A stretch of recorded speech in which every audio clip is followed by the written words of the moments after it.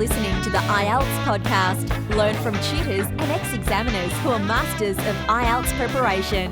Your host, Ben Worthington. IELTS Speaking, Advanced Grammatical Structures. Yes, please. I need your help, Ben. Well, I only trust you because you're the one who helped me to get Band 7 in writing, honestly speaking. in this tutorial, we're going to look at past tense, past perfect continuous, and these will help you in your exam because they're very useful for telling a story. And if you're telling a story, then and using these tenses, it's going to help you with your score because you'll be able to show the examiner that you've got a range of grammatical structures. Now, the content of your story is going to be important, but what's more important, or what the examiner is more interested in, is the way in which you tell your story. So what vocabulary do you use? Well, hopefully you'll be given anecdotes, you'll be given details, and hopefully as well you'll be using examples.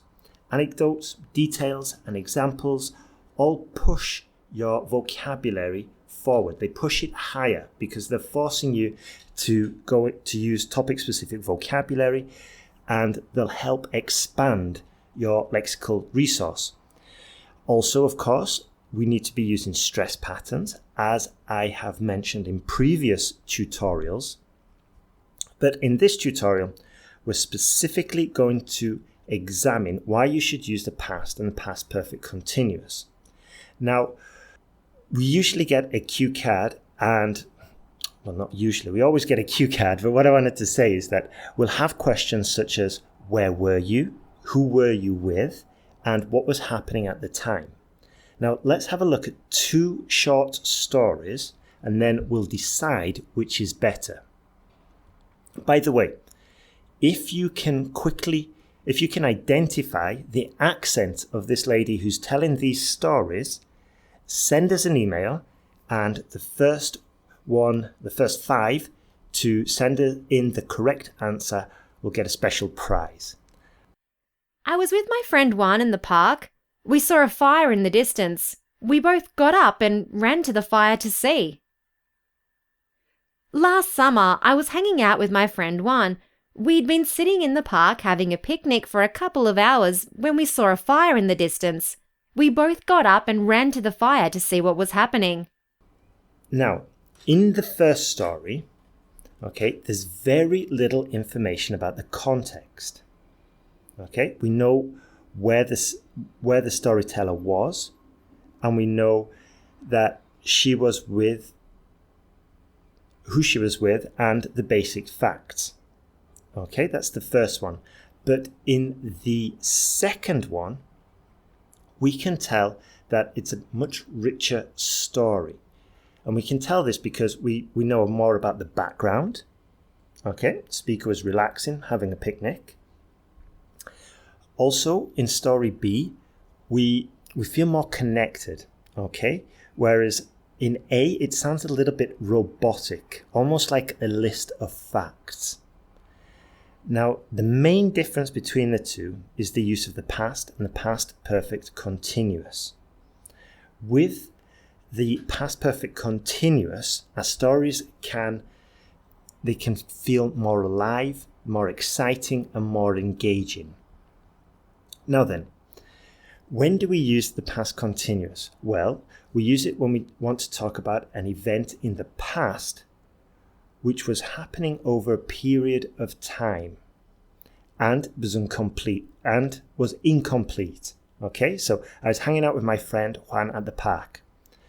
So in this example, the past happened over a period of time. I was hanging out with my friend Juan at the park. So there's a duration of time there. We didn't say when it finished. Some other examples. I was hanging out with my friend. We were watching a movie. He was talking on the phone. You see, it's all happened in the past and there's no end yet. Okay, there's no end in sight, you could say. So how do we use this past continuous in the exam? Well, we're going to just look at most specifically how we can use it when we're telling a story. So when we're telling a story, it's essential to set the context. Okay? And if we use the past continuous near the beginning, it helps set up the context in a much richer form. So by using this continuous form earlier on in the story, you'll be able to show to the examiner that you're flexible in your use of grammatical structures. So let's have a look at another example. So the examiner might ask you, tell me about a time when you had to change your mind. Last year, I was studying economics at university. I remember the day really clearly. I was sitting in class and taking notes like usual when the professor asked an interesting question. So in this example, the test taker used the past continuous and the past simple to create a context before moving into the main events of the story. It's like the setup. And this helps create a dynamic story, and as we just mentioned, it demonstrates the speaker's ability with regards to grammatical range. Now, let's have a look at the past perfect continuous. And this is similar to the past perfect, okay? And because we also use it to demonstrate an event in the past that was happening over a period of time. However, we generally use it when we want to identify how long something had happened before another event in the past. Okay? For example, we had been sitting in the park having a picnic for a couple of hours. We had been watching a movie for over an hour. We had been talking on the phone for about 15 minutes.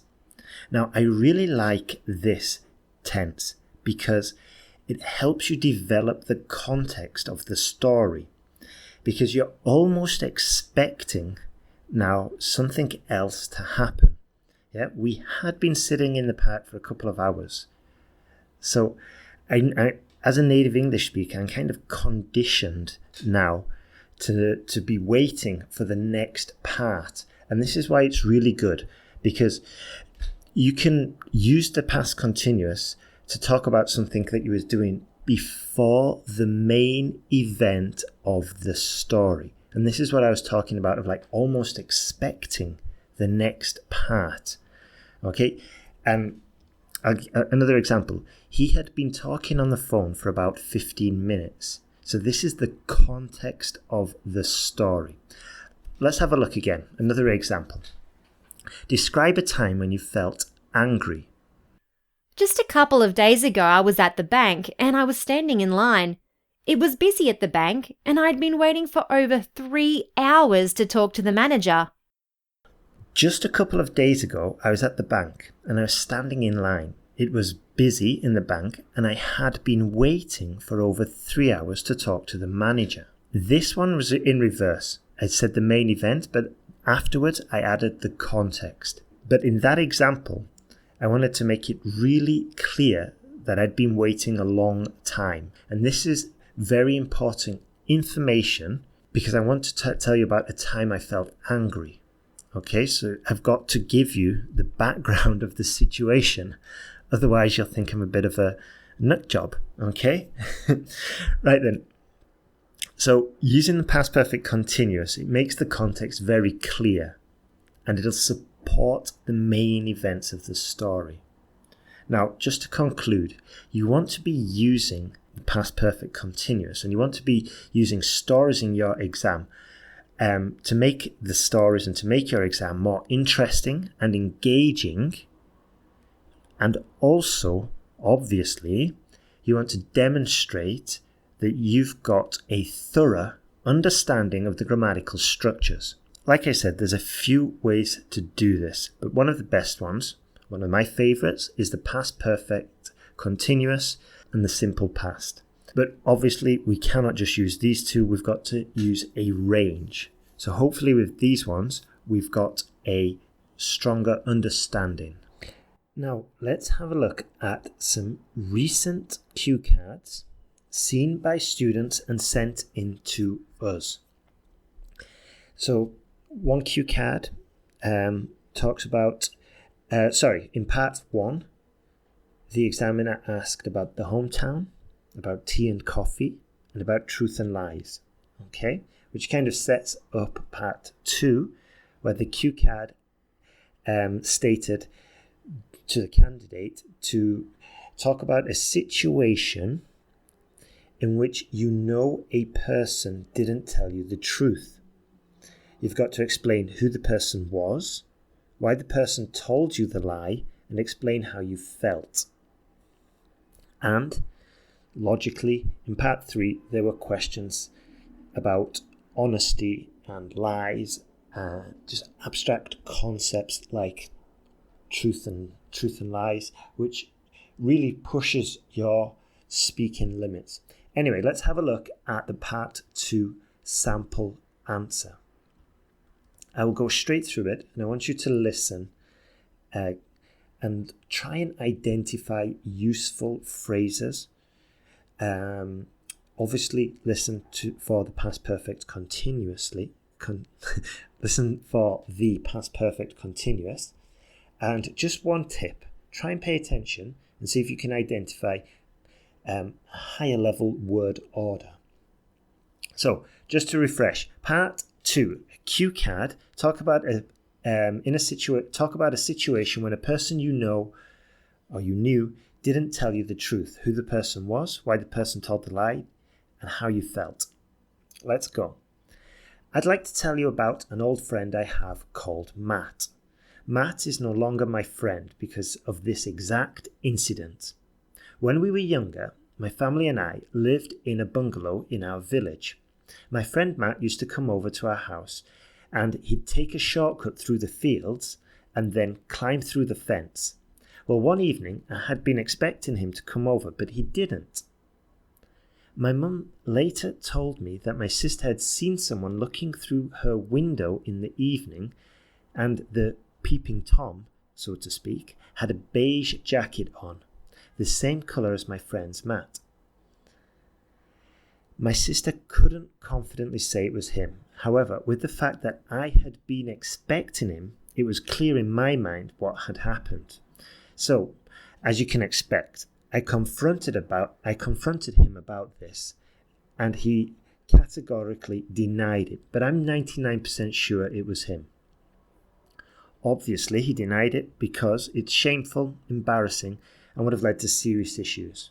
I felt tremendously disappointed. I was also really confused. I think in the end, I just ditched him as a friend. I feel nobody should put up with liars like that. I guess life's too short for rubbish like that. And that's the end of my story.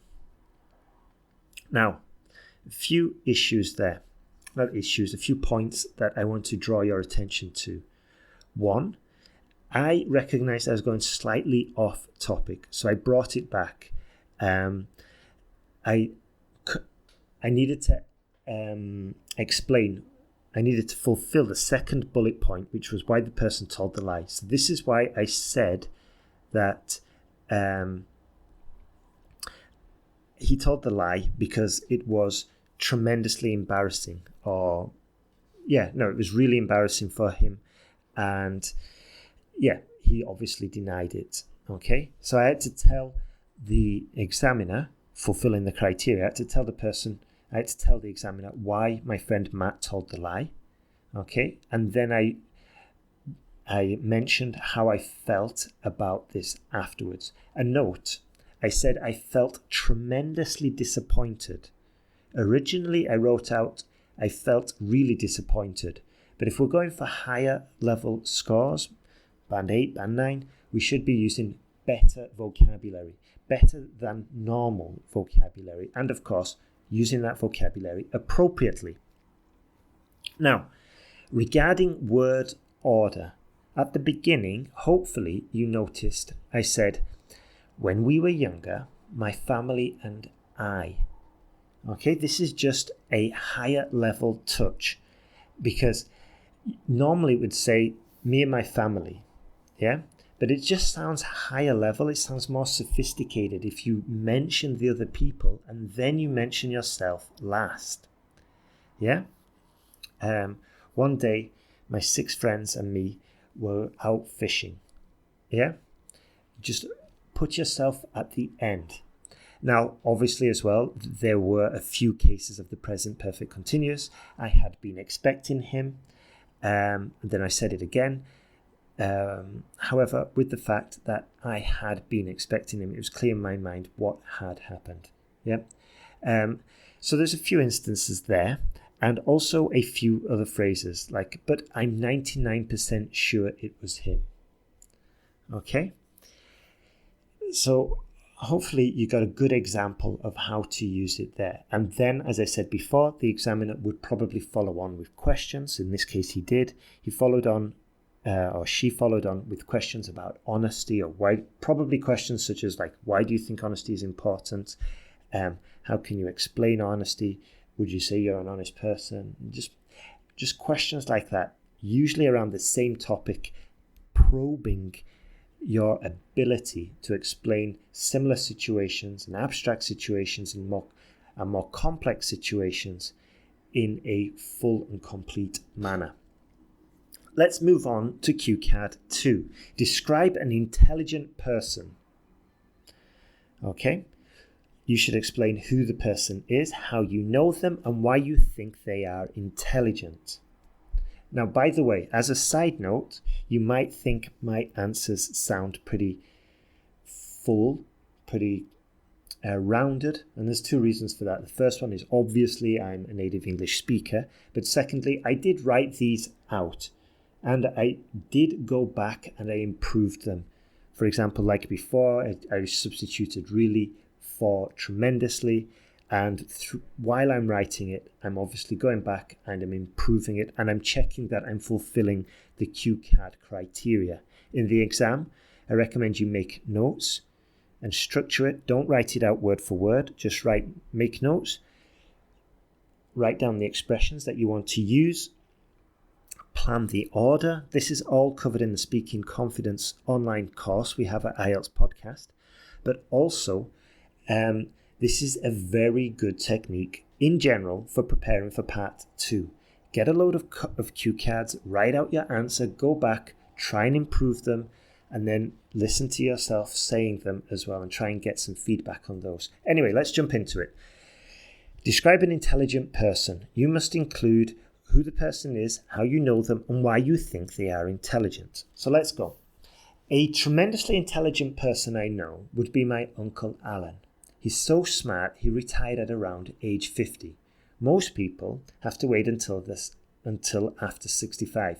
Anyway, I think he's smart for a number of reasons. Firstly, he's a UK chess master champion and he's won numerous tournaments. He's also had a dazzling career as a tax advisor. He worked in the best firms in his field in the UK. For example, he worked at PricewaterhouseCoopers, Deloitte, and I think possibly Ernst & Young, although I'm not so sure about the last one. I know him because when I was younger, we met at a wedding, and just recently we met again at a funeral.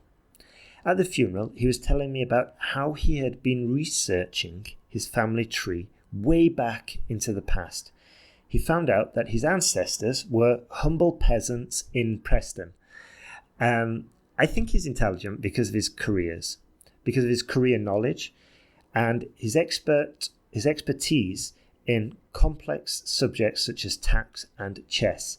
But for me, I admire the fact that he managed to retire so early. This is the goal that really resonates with me. And that's the end of my story. Now, there's a few...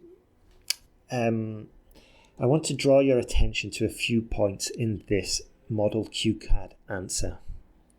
Okay, 1, I gave you some examples there of why I think he's intelligent, and this forced me to use specific vocabulary, unique vocabulary. I use chess master, I use tournaments. Also, there's a slight bit of irony there, or sarcasm. I said he's got a dazzling career as a tax advisor. Okay? Obviously, you don't have to introduce any irony or little bits of sarcasm there, but just a sprinkling of little bit of humour there. But anyway, but I also gave real-world examples afterwards. I talked about Ernst & Young, Deloitte, PricewaterhouseCoopers. So it makes it realistic. And this is a real story. Talking about real events, real stories makes it so much easier, as I've said in previous tutorials. And also, I used a conjunction, which is also something that we've talked about in previous tutorials. I said, although I'm not so sure about the last one. Yeah? Although. So it's a useful conjunction there. And I'm working through the cue card bullet points. The next point I'm talking about is how I know him. Yeah? I know him because when I was younger, we met at a wedding. And just recently at a funeral too. Okay? So anyway, as you heard, I used the past perfect continuous. I said he had been researching his family tree. Some more unique vocabulary, family tree. Okay, and this is a true story. He did tell me that his ancestry can be traced back to peasantry, or to rather humble beginnings as peasants in Preston, which is a town near Manchester. Anyway, so I'm working through the bullet points, giving little anecdotes, humorous anecdotes, I think it was quite amusing when he told me that he came from peasants. Most people want to say, oh yes, I came from King Henry V. He was just like, yeah, I came from some peasants in Preston. So I thought it was quite funny. But anyway, and then I talk about why I think he's intelligent. I just say it again. I'm going back to it, and I explain in a little bit more detail. It's a complex subject matter. Tax is complex and it's not interesting, in my opinion. Also, chess is quite complex, and to be good at chess, it is said that you have to be rather intelligent. Okay?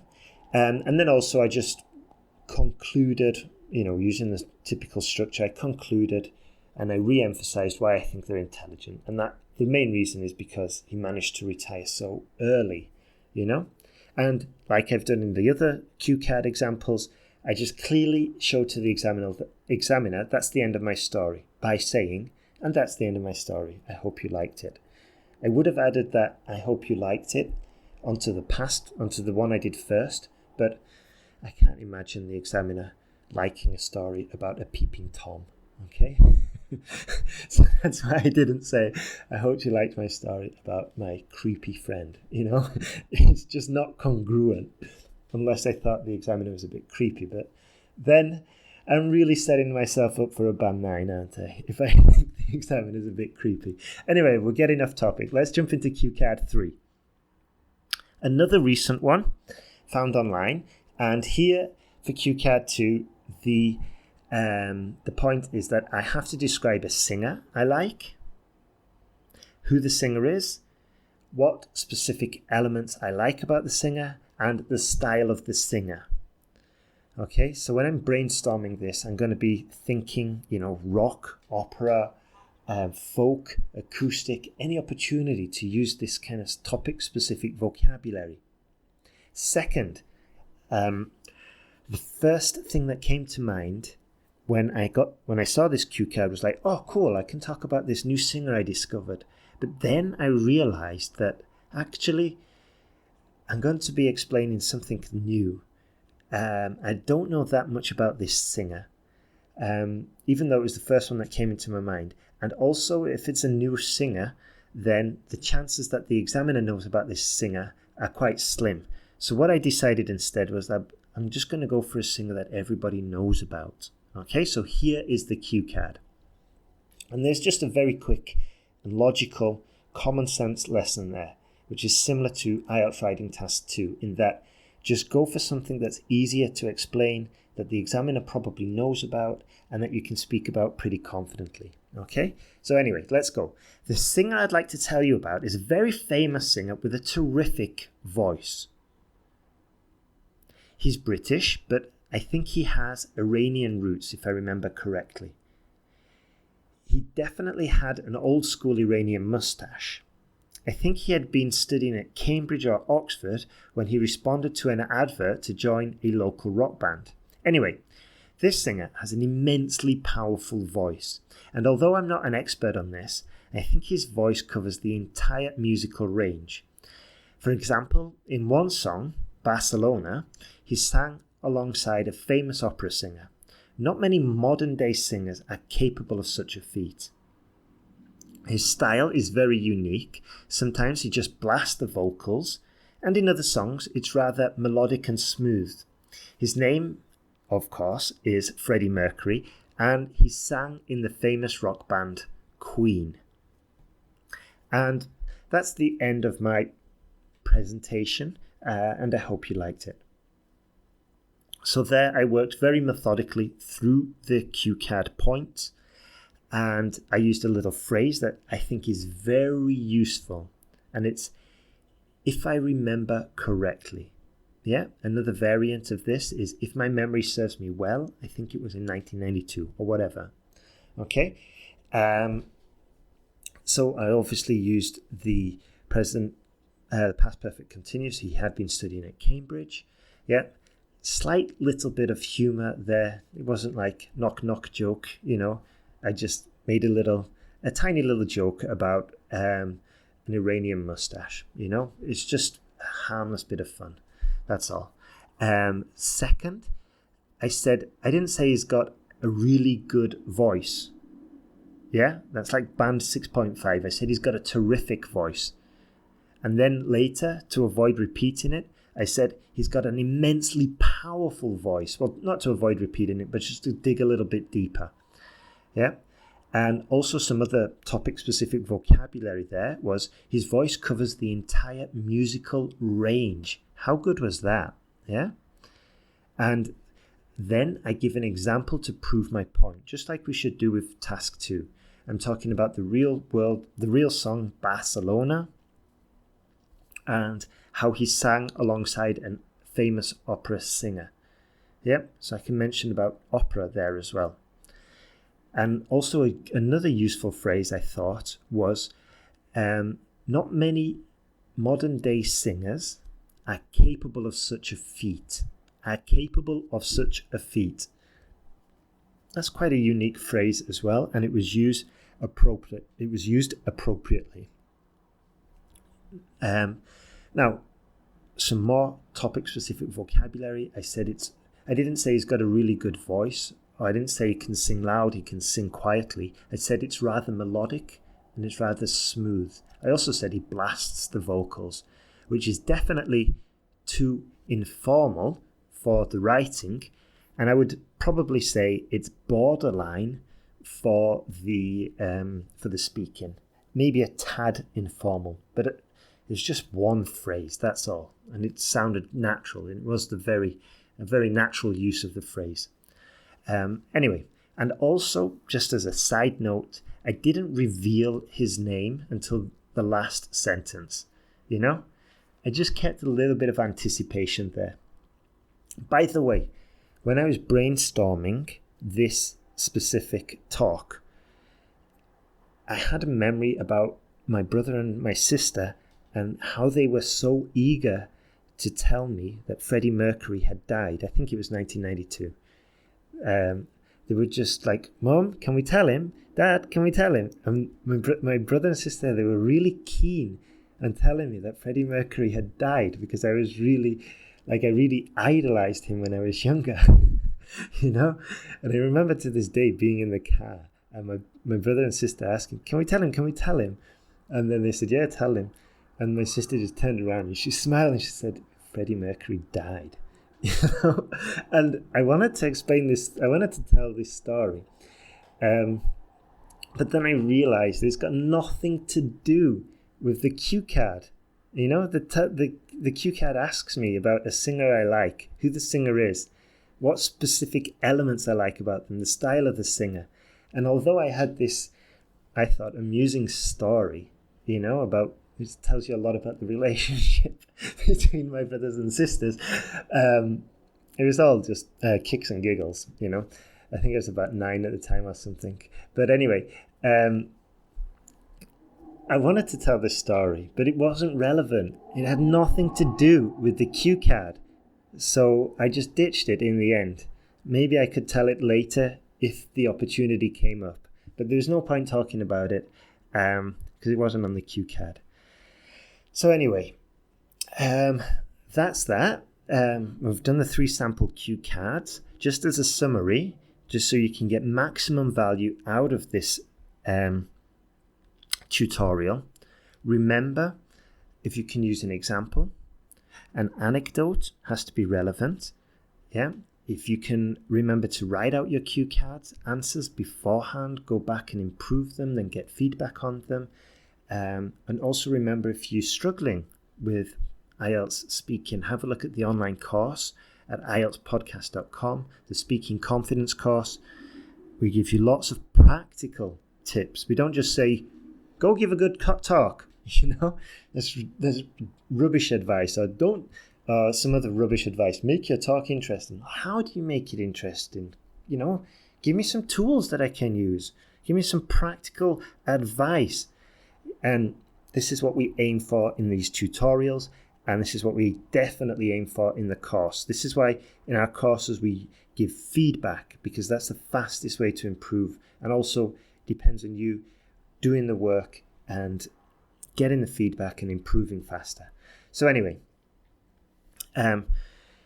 thank you very much for listening. If you want the transcripts, you can either download the IELTS Podcast app that we have, and you can get all the back issues of the tutorials. You can get the transcripts. You can get discount codes. So if you just go to the App Store, have a look for IELTS Podcast app. You can get in the iTunes App Store, and you can get it in the Google Play Store as well. And just remember to keep working. You only fail at IELTS when you give up. And that doesn't mean take test after test after test. It means prepare adequately. Get to the level you need. Prepare way in advance, and then put in for doing the test. Then pay your fee for doing the test. And we are here to help you with the online course, with the email tutorials we send out. And just giving these tutorials out for free as well. So I hope you enjoyed it. If you've got any suggestions for future podcast and episodes and tutorials, please email them in. And remember to look through the back catalogue as well. Have a great day and good luck with your IELTS preparation.